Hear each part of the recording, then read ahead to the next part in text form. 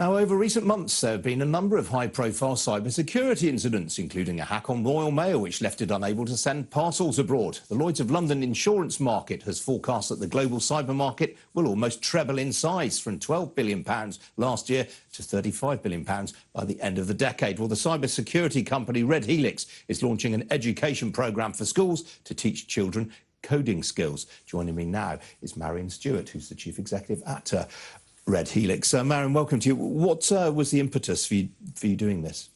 A couple of things, really. Firstly, getting talent into the tech sector is difficult. Finding enough people with the right skills to come and work in that sector is always a challenge. But an even bigger challenge is getting people from a socially challenging background into the sector. If you look at the numbers of students coming out with STEM education and qualifications from socially underprivileged backgrounds, it's actually very low. So we wanted to try and do something that addressed that and caught it early in children's lives. Is there enough in the general curriculum about coding?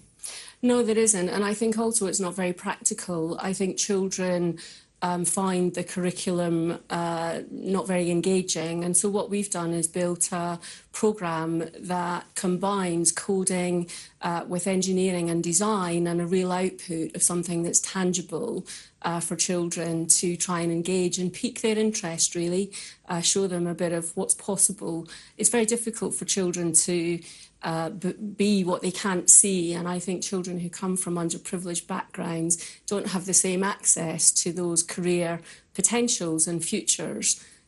What about the teachers themselves? Is there enough of a skills base in Britain's schools and colleges to teach kids this stuff?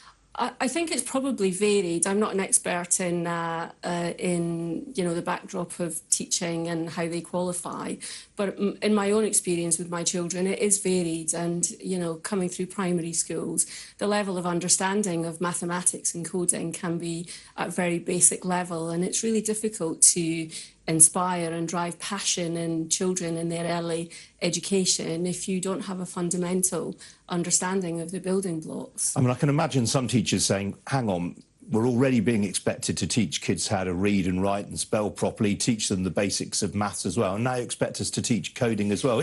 I mean, do you think coding ought to be seen alongside reading, writing and arithmetic? Absolutely, absolutely. If we aspire to, be a leading influence globally for the long term in the tech sector, we need to get coding much more mainstream in the education sector.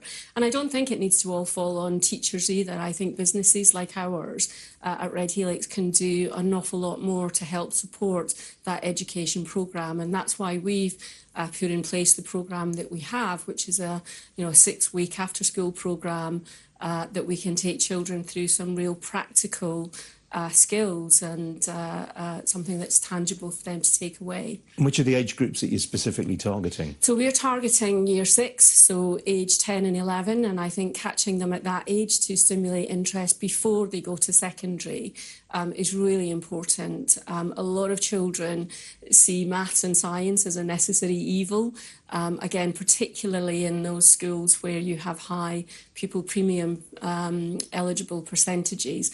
And so we've targeted very specifically at that age group for that reason.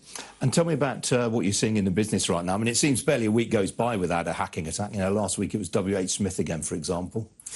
It is, and my heart goes out to companies that experience those types of breaches. There are huge, there's a huge army of people sort of attacking on a regular basis. And I think companies do need to think more about how to get ready for if it happens to them or when it happens to them.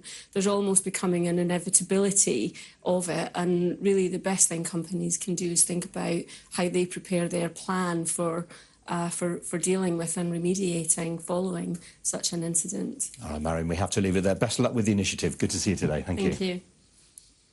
Still to come.